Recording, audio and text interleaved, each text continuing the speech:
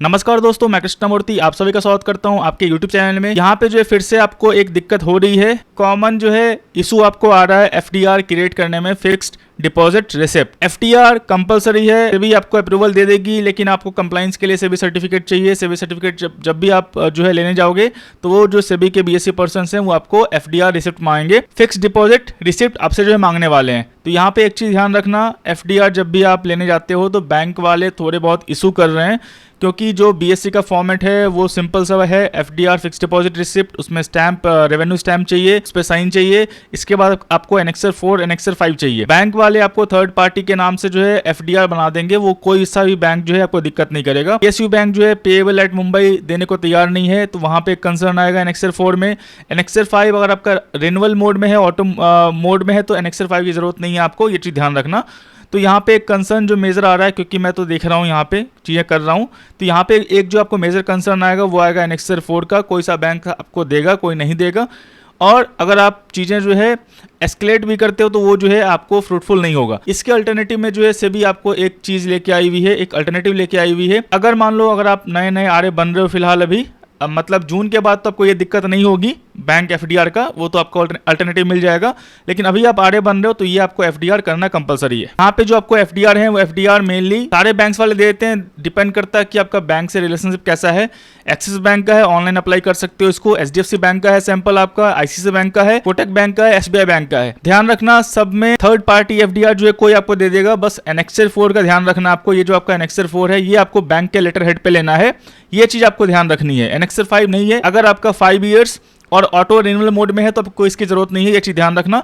लेकिन ये आपको जो है आपको लेना होगा और इसको आपको ओरिजिनल को कोरियर करना होगा आपके नियरेस्ट जो बीएससी ऑफिस है वहां पे, और इसको मेल भी करना होगा, तभी जाके आपका जो है सेबी सर्टिफिकेट आएगा अप्रूवल के बाद। तो ये चीज थोड़ा बहुत ध्यान रखना। इसका मैंने बताया हुआ है 0 to 150 क्लाइंट जो है 1 लाख रुपीज, 151 से लेके 300 क्लाइंट तक 2 लाख रुपीज, 301 से लेके 1000 क्लाइंट तक 5 लाख रुपीज, और मान लो उससे ऊपर है आपका तो 10 लाख रुपीज। कुछ भी करने से पहले एनेक्सर 4 की जो है बात कर लेना बैंक वालों से। अगर मान लो एनेक्सर 4 वो रेडी होते हैं बैंक लेटर हेड पे देने के लिए, तभी जो है आएगा प्रोसेस अब जो है करना। अब यहाँ पे देखो जो सेबी है आपका, यहाँ पे आपको जो है इसके लिए कंसल्टेशन पेपर लाई है, 29 मई तक टाइम है इसका जून में जो है ये चीजें आपको आ जाएंगी।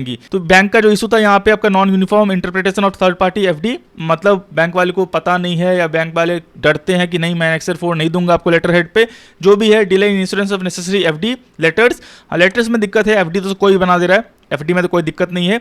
लेकिन लेटर्स डॉक्यूमेंट जो है आपको जो सभी मांग रही है वो देने को जो है बैंक वाले जो है तैयार नहीं है। लिमिट अवेयरनेस, हाँ यहाँ पे बहुत सारे बैंक वाले को पता नहीं है ये चीजें, तो ये सब थोड़ी बहुत कंसर्न जो है आपको आ रही है। तो यहाँ पे सेबी जो कंसल्टेशन पेपर निकाली हुई है वो है लिक्विड म्यूचुअल फंड्स में। जैसे मान लो अगर आप एफडीआर करने जा रहे हो फिलहाल अभी, तो यहाँ पे बैंक के चक्कर लगाने पड़ रहे हैं। बहुत सारे आरए जो हैं बैंक वाले को पहले इंश्योरेंस प्रोवाइड दे रहे हैं, फिर जाके जो है उनसे बैंक एफडीआर करवा रहे हैं बैंक वाले। तो ये सब जो है थोड़ा नॉन इथिकल प्रैक्टिस है, और यहाँ पे कॉस्टिंग आपकी बढ़ रही है। बहुत सारे बैंक वाले आपको रेडी नहीं है करने के लिए।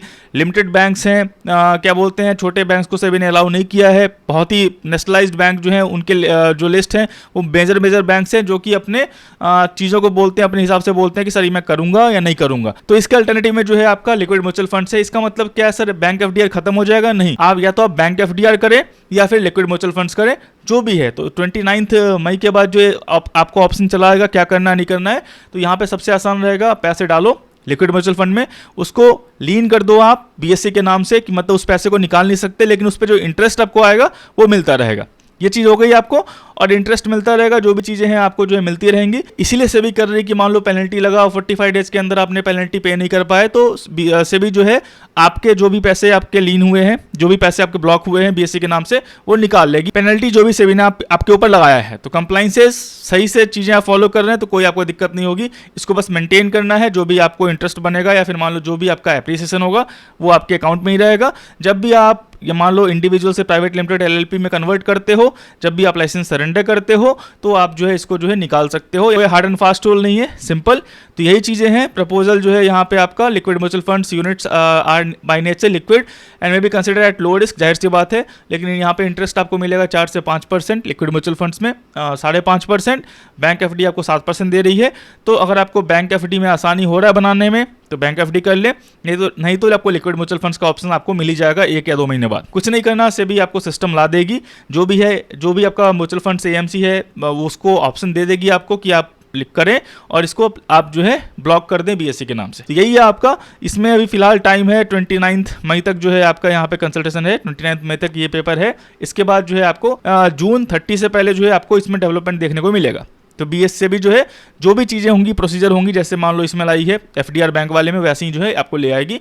आप सिंपल सी बात है, आप करके अल्टरनेटिव इसको भी करके जो आप रख सकते हैं। तो बस यही था, यही बताना था आपको कि अगर मान लो बैंक वाले आपको इशू कर रहे हैं फिलहाल अभी तो कर लो, अभी तो आपके पास कोई ऑप्शन नहीं है। अगर लाइसेंस मिला है, आपको सभी सर्टिफिकेट चाहिए कंप्लाइंसेस के लिए, तो अभी तो आप बैंक वाले के हाथ पैर जो भी आपको जोड़ने हैं आप कैसे भी करके करवा लो। इंश्योरेंस मत देना, मैं फिर से बोल रहा हूँ, 2-4 बैंक जाके घूमोगे तो चीज़ें आपको जो है मिल जाएंगी। आपको जो एनेक्सर 4 कोई ना कोई बैंक वाले देने को तैयार हो जाएंगे। एनेक्सर 4 मेन है आपका, वो चीज़ ध्यान रखना बैंक के लेटर हेड पे, और जो भी है वो तो एफडीआर तो कोई भी कर देगा आपका। इसके बाद 2 महीने रुक जाओ, 2 महीने बाद तो आपको खुद का सिस्टम मिल जाएगा। अगर बैंक वाले तैयार नहीं हो रहे हैं, अगर मान लो वहाँ पे इंटरेस्ट थोड़ा बहुत हाई रहता है, बैंक वाले तैयार नहीं हो रहे, तो यहाँ पे आप जो भी है जितना भी क्लाइंट है उसके हिसाब से आप पुट कर देना एफडी, ब्लॉक कर दो और अपना काम करते रहो। ये कंप्लाइंस है जो आपको फॉलो करना है। मैं आशा करता हूँ वीडियो को अच्छा लगा, वीडियो अच्छा लगा लाइक करें, सब्सक्राइब करें, शेयर करें। तब तक के लिए दोस्तों धन्यवाद।